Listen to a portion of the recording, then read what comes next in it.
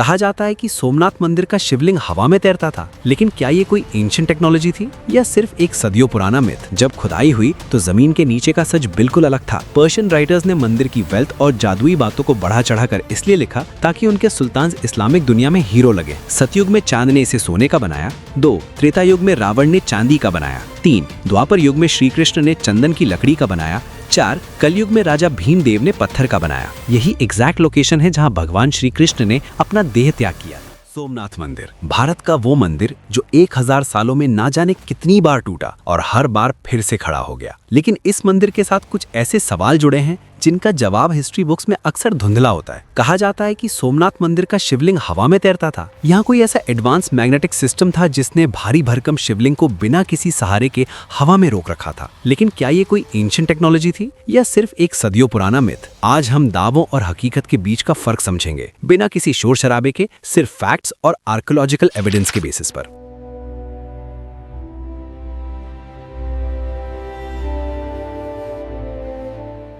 सोमनाथ गुजरात के सौराष्ट्र कोस्ट पर प्रभास पाटन नाम की जगह पर है। आज से 1000 साल पहले ये सिर्फ एक रिलीजियस जगह नहीं थी, बल्कि एक मैसिव जियोपॉलिटिकल और इकोनॉमिक हब था। जियोलॉजिकल सर्वेज बताते हैं कि ये इलाका काफी पुराने जमाने से एक सिग्निफिकेंट समुद्री क्षेत्र रहा है। मध्यकालीन इतिहासकार के अकॉर्डिंग मंदिर के मेंटेनेंस के लिए 10,000 से ज्यादा गांव का रेवेन्यू आता था। ये पैसा कोई चमत्कार नहीं था, ये एक बेहतरीन समुद्री व्यापार नेटवर्क और टैक्स सिस्टम का नतीजा था, जिसके सेंटर में सोमनाथ था। लेकिन कहते हैं ना, ज्यादा धन अक्सर ज्यादा खतरों को जन्म देती है, और इसी धन ने जन्म दिया सोमनाथ के सबसे बड़े और सबसे मशहूर मिथ को। वो मिथ जिसने दुनिया को चौंका दिया। क्या था वो? आइए डिटेल में समझते हैं। क्लेम ये है कि सोमनाथ के गर्भगृह में लोडस्टोन्स यानी बहुत ही पावरफुल नेचुरल मैग्नेट्स लगे हुए थे। एक मैग्नेट छत में, एक जमीन में और दीवारों में। इन सब के बीच एक ऐसा मैग्नेटिक बैलेंस बनता था जिससे मेन शिवलिंग हवा में तैरा करता था। सुनने में बहुत फैसिनेटिंग लगता है, लेकिन सबसे पहला रिटन प्रूफ कहाँ मिलता है? यहाँ अक्सर एक गलत बात फैलाई जाती है कि अल-बिरूनी, जो कि 11वीं सेंचुरी पर्शियन स्कॉलर थे, वो महमूद गजनवी के साथ इंडिया आए थे। उन्होंने सोमनाथ का जिक्र जरूर किया, लेकिन हवा में तैरता हुआ शिवलिंग का डिटेल्ड अकाउंट असल में 13वीं सेंचुरी में ज़कारिया अल-कज़वीनी जैसे फॉरेन राइटर्स ने लिखी थी। तो फिर ये मिथ इतना पॉपुलर क्यों हुआ? इसके पीछे एक क्लियर पैटर्न है। पर्शियन राइटर्स ने मंदिर की वेल्थ और जादुई बातों को बढ़ा चढ़ाकर इसलिए लिखा ताकि उनके सुल्तान इस्लामिक दुनिया में हीरो लगे।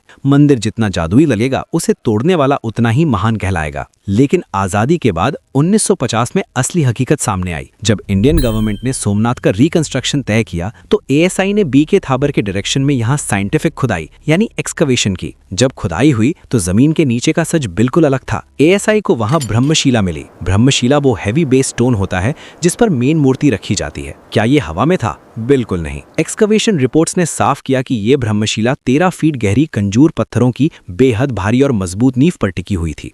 इस नींव को मलबे से कसकर पैक किया गया था। ऐसा इसलिए किया गया था ताकि मंदिर का भारी वजन समुद्री रेत में धंस न जाए। वहां कोई मैग्नेट नहीं मिला, कोई मैग्नेटिक फ्रेम या लोहे का स्ट्रक्चर नहीं मिला। उल्टा उस ब्रह्मशिला पर 10-25 एडी के अटैक के दौरान की गई तोड़फोड़ के क्लियर निशान थे, जो साबित करते हैं कि वो एक सॉलिड पत्थर था जो जमीन से जुड़ा था। अब सवाल यह है कि क्या ये डिबेट बिल्कुल सेटल्ड है? साइंस का अर्नशॉस थ्योरम भी कहती है कि सिर्फ स्टैटिक मैग्नेट से किसी भारी चीज को लेविटेट करना फिजिकली इम्पॉसिबल है। हालांकि 2023 की एक रिसर्च कहती है कि डायामैग्नेटिक मटेरियल जैसे बिस्मट से थ्योरेटिकली ऐसा पॉसिबल हो सकता है, पर जमीन पर इसका जीरो आर्कियोलॉजिकल प्रूफ है। तो करंट एविडेंस के हिसाब से ये हिस्ट्री का एक पॉलिटिकली मोटिवेटेड एग्जैजरेशन ही लगता है, लेकिन इसको 100% प्रूवन फॉल्स बोलना भी ओवररीच होगा। अब आते हैं दूसरे बड़े क्लेम पर कि सबसे पहला सोमनाथ मंदिर पूरी तरह से सोने का बना था। ये दावा हवा से नहीं आया। 1159 एडी के भद्रकाली मंदिर शिलालेख में लिखा है। 1. सतयुग में चांद ने इसे सोने का बनाया। 2. त्रेता युग में रावण ने चांदी का बनाया। 3. द्वापर युग में श्री कृष्ण ने चंदन की लकड़ी का बनाया।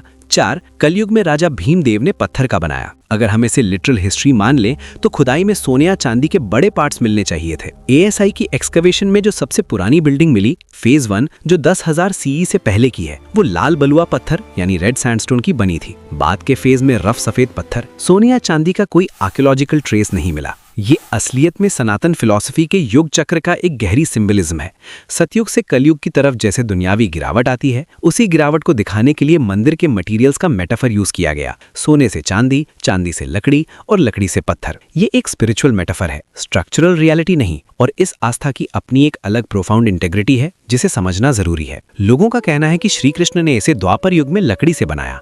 प्रभास पाटन सिर्फ सोमनाथ के लिए फेमस नहीं है, ये वही जगह है जहाँ हिरण, कपिला और सरस्वती नदियों का त्रिवेणी संगम होता है, और पुराणों के हिसाब से यही एग्जैक्ट लोकेशन है जहाँ भगवान श्री कृष्ण ने अपना देह त्याग किया था, यानी देहोत्सर्ग। 12th सेंचुरी के स्कॉलर्स ने इस ज्योग्राफिकल कनेक्शन का बहुत स्मार्ट तरीके से यूज किया। इंडिया के सबसे बड़े शैव सेंटर को सबसे बड़े वैष्णव सिंबल से जोड़कर एक पावरफुल कल्चरल यूनिटी बनाई। आर्कियोलॉजिकली बात करें तो प्रारंभिक मध्यकालीन टाइम की पत्थर की चुनाई के ही सॉलिड प्रूफ्स मिलते हैं। श्री कृष्ण के बनाए लकड़ी के मंदिर का कोई फिजिकल ट्रेस नहीं मिलता, जो एक हिस्टोरिकली ऑनेस्ट बात है। आस्था और आर्कियोलॉजिकल प्रूफ दोनों अपनी अपनी जगह पर सच हैं। दोनों को मिक्स करना दोनों के साथ नाइंसाफी होगी। ये एक नैरेटिव है जो लोगों के दिलों में गहरी टीज देता है कि सोमनाथ को 17 बार तोड़ा गया, लेकिन पूरी सच्चाई थोड़ी ज्यादा कॉम्प्लेक्स है। हिस्टोरिकल रिकॉर्ड्स बताते हैं कि महमूद गजनवी ने पूरे हिंदुस्तान पर कुल 17 बार हमला किया, सिर्फ सोमनाथ पर नहीं। ये confusion 19th century British colonial historians जैसे सर हेनरी एलियट और जॉन डॉसन के ट्रांसलेशन से आई,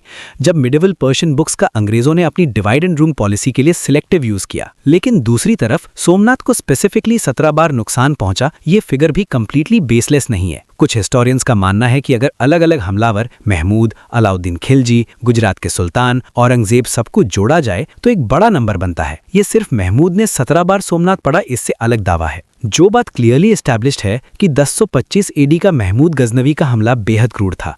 एएसआई की खुदाई में इसके पक्के सबूत मिले, टूटे हुए फर्श, जली हुई जमीन के काले निशान और पत्थरों के बीच पिघला हुआ सीसा, जो साबित करता है कि मंदिर को आग लगाई गई थी। और ये हमले सिर्फ रिलीजियस नफरत से नहीं थे। रोमिला थापर और रिचर्ड ईटन जैसे मॉडर्न हिस्टोरियन समझते हैं मध्यकालीन भारत में मंदिर पावर और इकोनॉमी के सेंटर्स थे, वास्ट टैक्स फ्री वेल्थ के साथ। दुश्मन राजा के मुख्य देवता के मंदिर को इसलिए तोड़ा जाता था कि उसकी पावर और इकोनॉमी को खत्म किया जा सके। ये सिर्फ हिंदू मुस्लिम संघर्ष का वर्णन नहीं था। महमूद ने साथ ही मुसलमानों जैसे मुल्तान के इस्माइलियों को भी बेरहमी से दबाया। उसकी तलवार धर्म के लिए उतनी नहीं, धर्म और साम्राज्य के लिए ज्यादा चली। सबसे इंपॉर्टेंट बात, उस टाइम के जैन रिकॉर्ड्स बताते हैं कि 1025 एडी के हमले के कुछ समय बाद ही लोकल बिजनेसमैन और सोलंकी किंग्स ने मिलकर समुद्री व्यापार फिर से शुरू कर दिया और मंदिर को रीबिल्ड भी कर लिया। हमारे पूर्वजों ने हार नहीं मानी थी। आक्रांताओं ने मंदिर की बिल्डिंग को तोड़ा जरूर, लेकिन वो उसकी नींव और उसकी इंजीनियरिंग प्रिंसिपल्स को कभी नहीं मिटा पाए। सोमनाथ मंदिर मारू गुर्जरा या सोलंकी आर्किटेक्चर का एक बेजोड़ उत्कृष्ट कृति था। 10वीं से 13वीं शताब्दी के बीच गुजरात और राजस्थान में अपने चरम पर था। इनकी सबसे बड़ी खासियत थी ड्राई स्टोन जॉइनरी या इंटरलॉकिंग स्टोन सिस्टम। मंदिर के बड़े बड़े पत्थरों को जोड़ने के लिए किसी सीमेंट, मोर्टार या लोहे के सरिये का यूज नहीं हुआ। पत्थरों को मॉर्टिस एंड टेनन टेक्निक से एक दूसरे में फंसाकर लॉक किया गया था। पूरा मंदिर सिर्फ ग्रेविटी और पत्थरों के अपने भारी वजन पर टिका हुआ था। क्यों ऐसा किया? गुजरात एक बहुत एक्टिव भूकंप जोन है। अगर पत्थर सीमेंट से फिक्स किए जाते, झटके पे दरारें आती और मंदिर गिर जाता। इंटरलॉकिंग सिस्टम में थोड़ी फ्लेक्सिबिलिटी है, भूकंप का शॉक एब्जॉर्ब होता है, बिल्डिंग हल्की हिलती है और बिना गिरे वापस सेट हो जाती है। और क्योंकि मंदिर सीधे अरब सागर के किनारे है, इसका चबूतरा बहुत ऊंचा बनाया गया था, जो एक सी वॉल की तरह काम करता था, सुनामी और तूफानों से प्रोटेक्शन के लिए। अब सवाल यह है कि फिर सोमनाथ का नैरेटिव इतना उलझा कैसे? क्योंकि हर दौर में लोगों ने इस मंदिर की कहानी को अपने फायदे के लिए मोड़ा। पर्शियन राइटर्स ने मंदिर की वेल्थ और जादुई बातों को बढ़ा चढ़ा कर लिखा ताकि उनके सुल्तान इस्लामिक दुनिया में हीरो लगे। मंदिर जितना जादुई लगेगा, उसे तोड़ने वाला उतना ही महान कहलाएगा। 19th सेंचुरी में ब्रिटिशर्स ने इसी लिटरेचर को हथियार बनाया। अपनी डिवाइड एंड रूल पॉलिसी के अंडर उन्होंने जानबूझकर ऐसी बुक्स छपवाई जो दिखाती थी कि हिंदू और मुस्लिम हमेशा से सिर्फ लड़ते आए हैं। अब आते हैं बाण स्तंभ पर। इस पिलर पर लिखा है आ समुद्रांत दक्षिण ध्रुव पर्यंत अबाधित ज्योतिर्मार्ग, यानी इस पॉइंट से साउथ जाने पर अंटार्कटिका तक कोई लैंड मास नहीं आता। इस ज्योग्राफिकल क्लेम को बिल्कुल सच है। मॉडर्न मैप्स वेरीफाई करते हैं कि सोमनाथ से सीधा साउथ जाने पर अंटार्कटिका तक कोई लैंड मास नहीं आता। इस पिलर की उम्र पर डिबेट हो सकती है, लेकिन ये हमारे पूर्वजों, नेविगेटर्स और समुद्री व्यापारियों की प्रैक्टिकल ज्योग्राफिक नॉलेज का एक खूबसूरत प्रमाण है। अब सुनिए इसके हिस्ट्री का सबसे फनी पार्ट। 1842 में ब्रिटिश गवर्नर लॉर्ड एलन बरो ने कहा कि वो गजनी से सोमनाथ के असली सैंडलवुड गेट्स वापस लाएंगे।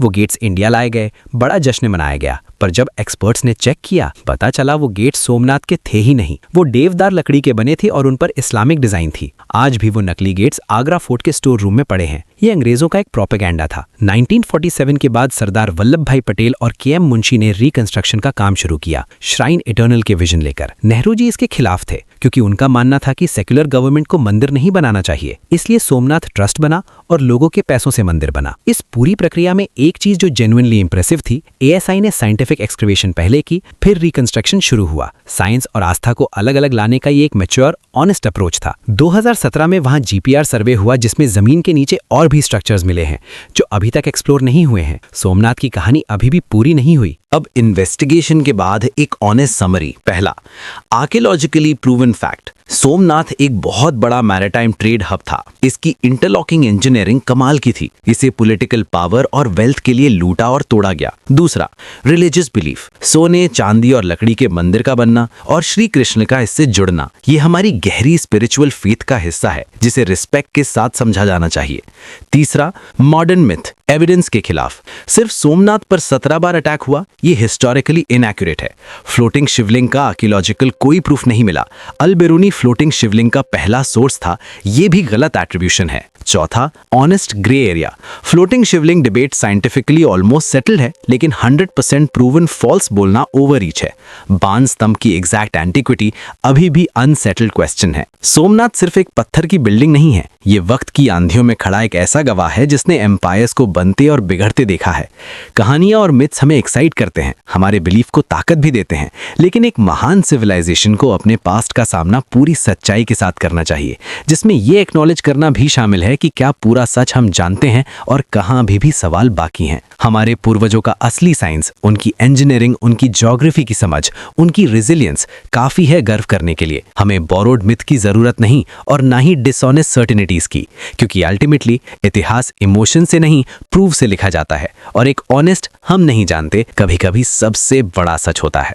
कमेंट में बताइए कि क्या आपने कभी इस मंदिर को विजिट किया है, और ऐसे ही और भी गजब की बातें जानने के लिए फॉलो या सब्सक्राइब करना ना भूलें।